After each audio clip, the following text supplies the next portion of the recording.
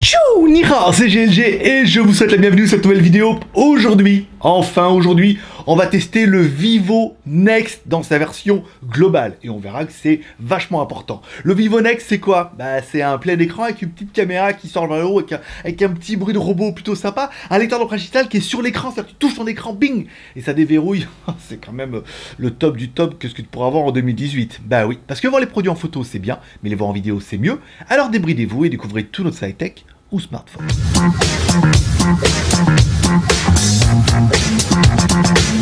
Allez, comme toujours, petit moment auto-promo, je te rappelle le JT Geek, c'est 3 chaînes YouTube, GLG Review sur lequel tu es actuellement, sur lequel tu peux découvrir des reviews de produits, GLG Vidéo sur lequel on fera des déballages et des tests un petit peu rapides de produits directement qu'on reçoit d'Amazon ou d'autres, et également une à quotidienne du lundi au vendredi à partir de 16h, on parle des news high-tech, des films et séries télé, par exemple des vidéos YouTube, de billets d'humeur, et on répond à vos questions en live le mardi et le jeudi. Ouais. Et si tu aimes un petit peu les découvertes touristiques et fantastiques, je donne rendez-vous sur WTS by GLG, ma chaîne de vlog où on fait découvrir un petit peu la Thaïlande, un petit peu Hong Kong, les temples, la nourriture et tout. Les liens sont dans la description, c'est facile. Aujourd'hui, on va tester le Vivo Nex en version globale. Enfin, une version qui n'est pas destinée à la Chine, donc qui est destinée à l'international, tu l'auras compris, et qui aura l'intérêt d'avoir en plus quoi? Eh ben, toutes les fréquences. Bah, pour l'Europe, par exemple, ça peut être plutôt pas mal, et surtout toutes les langues, bah oui, ça peut être intéressant, à moins que tu maîtrises bien l'anglais ou le chinois, et surtout qu'il y aura l'intérêt d'avoir les services Google. Je rappelle, les services Google sont interdits en Chine, donc du coup la version globale a en natif tous les services Google, Play Store, Gmail, Gmap. C'est des choses que tu peux rajouter sur la version chinoise, mais qui ont des petits problèmes de synchronisation, puisque à la base, c'est pas fait pour ça, c'est pas dans la ROM, c'est juste en application. Alors découvrons ce téléphone qui est juste incroyable, hein, certainement ce qu'il y a de plus d'innovant pour 2018, et bien sûr ça viendra de la Chine. On commence par le contenu de la boîte. Dans la boîte on aura quoi? Une coque de protection, ça fait toujours plaisir, en plus elle est bien quali, elle est d'origine. Un gros chargeur compatible charge rapide, alors attention, nous c'est un chargeur qui a été livré en prise Hong Kong, cause version globale. Par contre il peut monter jusqu'à 22,5 watts, soit 22 watts, ah ça commence à envoyer un petit peu, donc alors, attention, un câble USB type C. Oui, bien. Et ensuite, des petits écouteurs. Alors, les écouteurs sont...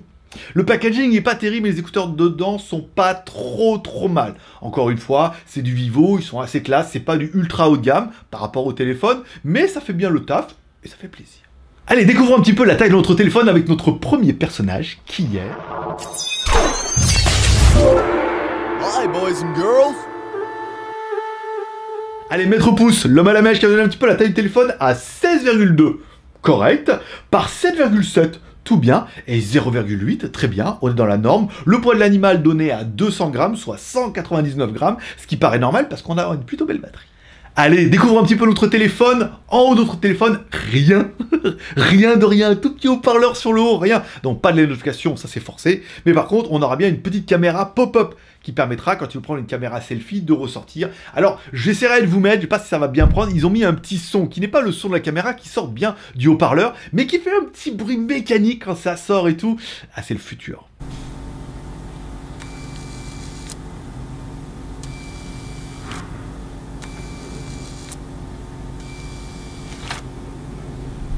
Bon, cette caméra permettra de faire des photos en 8 millions de pixels et des vidéos en Full HD.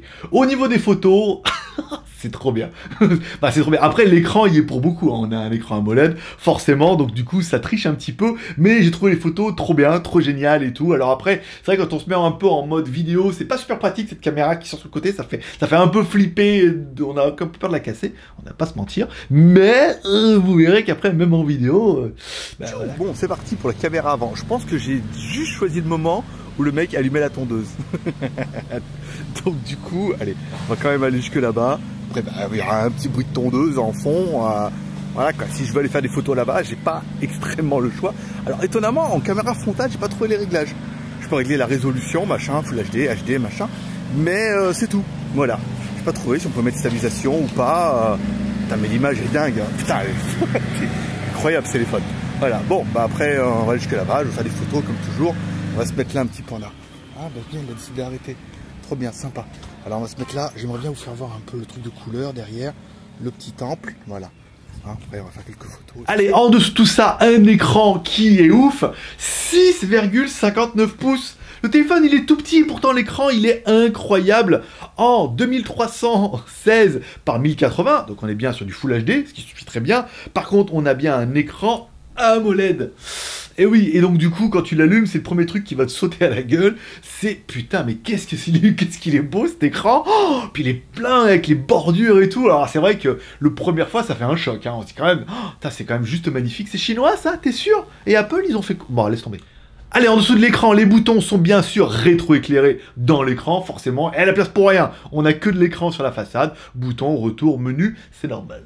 Allez, découvrons un petit peu notre téléphone. À gauche, on aura bien un bouton qui est par défaut assigné à un bouton raccourci Google, que tu pourras bien évidemment changer et mettre par exemple pour la photo. Ça n'a pas plus de sens de mettre la photo sur le haut, comme un vrai appareil, ça c'est classe. À droite de notre appareil, on aura bien sûr bouton volume plus moins, oui, bouton power on off. En haut de notre téléphone, tu l'auras vu venir, oui, on a bien une prise jack. Comme quoi, c'est possible. Pas mal. Bon, par contre, on aura également le petit slot pour pouvoir mettre la caméra frontale qui va ressortir dans ce petit bruit mécanique qui... Ah, ça fait toujours quelque chose. C'est tellement beau avec ce petit bruit et tout. Voilà, quoi. Je veux dire, elle est là, l'innovation. Après, on aime ou on n'aime pas. Mais voilà. Allez, en dessous de notre téléphone, une prise USB type C. Bon, là, plutôt normal. On aura bien sûr, à côté... bien, un emplacement pour mettre deux cartes SIM, en fait deux cartes nano SIM. Alors, oui, notre téléphone est bien en version globale. Oh, putain, les fréquences. 1, 2, 3, 4, 5, 7, 8, 12, 17, 18, 19, 20, 25, 28, non, 26, 28, A et B.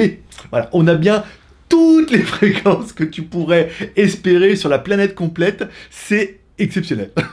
On a vu ça sur Humidigi, mais là on a vraiment toutes les fréquences, il en manque pas. Il manque même pas la B28, tu vois, pour dire je suis free, voilà. Là on a vraiment toutes les fréquences, c'est super classe.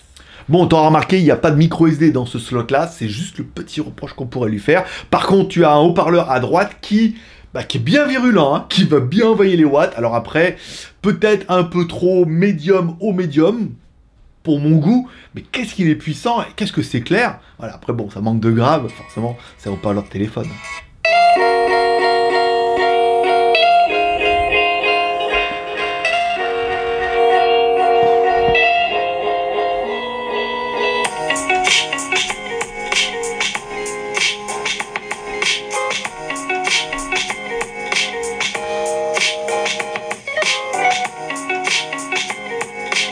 Allez, on continue par la partie arrière. À l'arrière, deux caméras de 12 millions de pixels plus 5 millions de pixels, on est bien d'accord, qui permettront de faire des photos super classe sur ton écran, pas j'allais dire super AMOLED, non, sur ton écran AMOLED, mais surtout qui permettront de faire des vidéos jusqu'en 4K, même si je vois pas trop l'utilité de faire des vidéos en 4K sur un téléphone, tu peux, ça fera de belles vidéos en Full HD. Allez, c'est parti pour la caméra arrière. Bon, pareil, pas beaucoup de réglages. On peut mettre un mode normal ou un mode ralenti. Mais en fait, il attend que je commence, et après il allume la tondeuse, tu vois. Il y a moyen d'être sur la vidéo. Bon, excusez-moi. Bon, je reprends mon rire. Voilà. Bon, il n'y a pas de... Alors, stabilisation numérique, il y a l'air d'avoir un petit peu. On peut pas régler, on peut régler juste en 4K. Bon, ça, c'est pas très très grave. Full HD, machin. On peut mettre un mode accéléré ou en mode ralenti et tout. Bon, pour la stabilisation, là, comme ça, sur l'écran en temps réel, c'est pas la stabilisation de la GoPro. On est d'accord? C'est pas une GoPro non plus. C'est un Vivo Nex. on verra au montage ce que ça va donner. Non, ça a l'air... Non, c'est bien, parce que tu vois que même quand je bouge beaucoup... Bon, beaucoup, ok. Ça a l'air de bien faire le taf, mais la qualité avec la AMOLED et tout, putain, c'est vraiment son point fort. Et enfin, pour finir, tu te demanderas, mais la batterie, est-ce que la batterie pourrait faire, par exemple, ce dont je rêve sur un téléphone, c'est-à-dire 4000 mAh? Bah ouais. 4000 mAh pour la batterie. Oh, et voilà, c'est parfait, très bien. En plus, charge ultra rapide. En fait, c'est presque du VOC hein, de chez Oppo, parce que Oppo, Vivo font partie du même groupe. Une charge rapide à 22 watts. Dis donc, ça envoie quand même. Hein. Donc du coup, 4000 mAh, super charge rapide. Il est tout bien ce téléphone. Allez, continuons avec la partie Android. Alors, j'ai regardé pas mal de reviews avant ça. On me dit, oh, la ROM elle est pourrie, machin. Ben oui, parce qu'il faut pas acheter la ROM chinoise. Tout le monde sait que la ROM chinoise, c'est compliqué. Parce que la ROM chinoise, comme je l'ai dit, il n'y a pas les langues dedans. Donc, des fois, certains vendeurs ou essaient de vous bricoler des trucs, donc ils injectent ça. La ROM chinoise n'a pas les services Google parce que c'est interdit en Chine. Donc, quand ils essaient de les injecter, de les forcer dedans, pareil. Donc, du coup, il y a tous les services en chinois, machin. Il n'y a pas la langue, il n'y a pas les fréquences. On vous l'a dit, les versions chinoises, anglais-chinois, attendez un petit peu. Là, nous, avec notre version globale, moi, j'ai pas remarqué de bug, ça marchait très bien. Après, la ROM, bon, bah, c'est pas la ROM la plus incroyable qu'on ait pu voir, hein. Encore une fois, c'est une ROM by Vivo, voilà, bon, bah, après, c'est du 8.1, elle est bien, voilà, elle est bien, elle fonctionne, ça fait le taf, on y retrouve ses petits, on a tous les menus, on a les services Google dedans, on a le navigateur, YouTube, machin, on a pas mal de trucs, et on a même un Vivo Play Store, vous voyez, il y a des choses qui ont été rajoutées, mais, encore une fois, l'intérêt, peut-être, d'attendre et de prendre une version qui est globale, ou au moins internationale. Et non pas bricolable, sinon ça fait pas pareil. Au niveau de la mémoire, au niveau de la mémoire, comment je pourrais te dire ça gentiment? Bah 8 Go de RAM plus 128 Go de RAM. Bon bah 128 Go de RAM, c'est vrai qu'on se dirait que des vidéos en 4K, machin, beaucoup de musique, des belles photos, c'est peut-être un peu ledge, et encore, je dis après, il y a quand même pas mal de cloud maintenant et tout, 8 Go de RAM c'est bien plus qu'il t'en faut, 128 Go de RAM c'est très très bien pour moi, c'est très très large, c'est tranquille, pas mal. On regretterait qu'il n'y ait pas de micro SD. C'est peut-être le seul petit truc qu'on dit, que le micro SD là, il aurait été vraiment parfait. Enfin bon, là, on est quand même sur 128 Go, quoi. Au niveau du processeur, bah au niveau du processeur, ils ont mis ce qu'il y avait de mieux, hein. Un Snapdragon 845, mon pote. Bah ouais, voilà, alors là, mon pote, ça dépote. 845, chou. Voilà, bon, est-ce que je dois vous appeler le lapin? Non, laissez-le tranquille, ce pauvre lapin. Bon, le score, un petit peu moins de 300 000, quand même. Bah oui, je veux dire, maintenant, un Flapsy Killer, ça fait pas 300 000, je veux dire, puis on va les dépasser, les 300 000. Donc du coup, maintenant, ça a devenu un peu la norme. Bon, bah notre Antutu est bien, hein. Notre Alien est bien fluide, bien propre, bien clean, propre sur lui, avec de la musique, échappé aux ambulances et tout, aux pompiers. Très bien, voilà, bah je veux dire... Au niveau des jeux, bien sûr. Allez, au niveau des jeux, comme toujours, on fait tourner notre Real Racing pour avoir une équité sur tous les téléphones, bien sûr. Et puis moi, avec PUBG, j'ai des problèmes de connexion en Thaïlande, hein, donc du coup, j'ai déjà essayé plusieurs fois et ça, j'arrive pas à me connecter. Donc c'est juste pour faire voir la home, ça sert à rien. Bon, au niveau de notre jeu de voiture, bon bah notre Snapdragon 845 fait ce qu'on attendait de lui. Vu que c'est le meilleur processeur du top, du meilleur du moment, de maintenant qu'il te faut, le jeu est super classe. En plus avec l'écran AMOLED, oh je te jure. Ah ouais, ça fait drôle, hein. Putain, c'est beau, c'est clean, là, ça brille. Après, ça brille peut-être un peu trop, tu vois. Mais voilà, quoi, le son est bien, les détails... on va me dire l'écran il est pas en 4K. Bah ouais, mais laisse tomber, hein. De toute façon tu verras pas la différence. Il vaut mieux un bon Full HD AMOLED, hein, je te rassure. Au niveau de la connectivité, bien sûr. Allez, au niveau de la connectivité, notre téléphone est bien sûr Bluetooth 5.0. Ça paraît tellement évident. Bon, pour l'instant, il y a un peu rien en 5.0, mais dans le futur, peut-être. Au niveau du Wi-Fi, on est bien sur du ABGNAC. Classe, tout énorme, machin et tout. Au niveau du GPS, Z-Device n'en voulait pas, apparemment, on n'a pas voulu s'installer, donc du coup on a tous ces GPS, bon après ça a marché, mais on l'allumait, ça marchait bien, on savait où t'étais, machin, gauche, droite, l'accéléromètre, gyroscope, chasse aux Pokémon et tout, c'est bon, je veux dire, vous me croirez sur parole que ce téléphone-là c'est une bombasse. Allez, c'est venu un peu le temps du bilan. Est-ce qu'on doit faire un bilan? Oui, parce qu'il faut quand même dire ce qu'on aime bien et ce qu'on n'aime pas bien. Qu'est-ce que j'aime bien? Tout.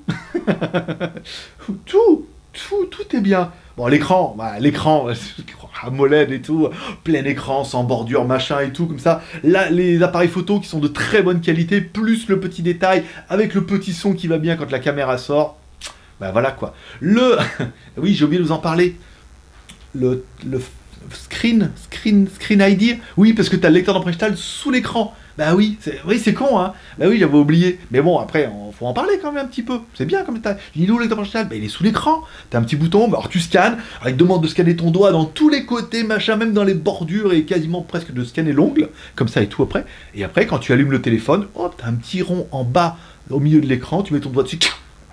Et ça s'ouvre comme ça et tout. Avec une petite animation qui te permettra de faire pardonner un petit peu le délai. C'est vrai qu'avec les autres, ça déverrouille beaucoup plus rapidement. Là, il y a quand même la petite animation est faite pour te faire patienter la petite seconde que le téléphone va prendre pour déverrouiller et tout. Mais c'est tellement beau. Bon, est-ce que je devrais parler de la partie hardware? Bon, c'est un Wagon 845, 8 Go de RAM, 128 Go de ROM, avec un écran AMOLED, une batterie 4000 mAh, compatible super charge rapide à 22 watts. C'est tellement dur. Bon, au niveau des points négatifs, bah dis donc, on peut être amoureux et trouver des points négatifs. Pas de la notification. Tiens, quand même, tu vois, pas de la notification. Bon, voilà, pas de micro SD. Ça, tu vois, quand même, ça aurait pu être bien aussi. Bon, pas de NFC. Bah oui, ils ont fait l'impasse là-dessus. Et pas de certification IPX-Punz, IPX7, IPX9, 667, 666, Satanas. Voilà, bon, pas de certification. Après, bon, c'est un peu dommage. Mais en même temps, voilà, il a tellement de points positifs. Ah oui, j'ai oublié pas petit. 500 €.